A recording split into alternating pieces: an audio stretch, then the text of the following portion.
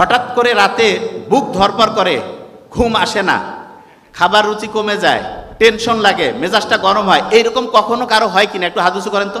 ও very nice. এবং যাদের হয়েছে তারা প্রত্যেকে মানুষ, যারা হয়নি মহা মানুষ। সবারই হওয়ার কথা, হয় না? এতগুলো প্রবলেমের একটা হবে না, হওয়ারই কথা। এই সবগুলো সমস্যা কোনো সাইকিয়াট্রিস্ট লাগবে না, কিচ্ছু লাগবে না, জাস্ট দুইটা বুদ্ধি শিখাই দেবো, জাস্ট টু। যখন এরকম হবে কারো কোনো দরকার নাই, আল্লাহ দিয়াই দিছে এই বুদ্ধিটা। বুক ভরে তখন শ্বাস নিব, ধরে রাখবো, ছাড়বো। এখনই নেন, দুইবার, ভালো লাগবে।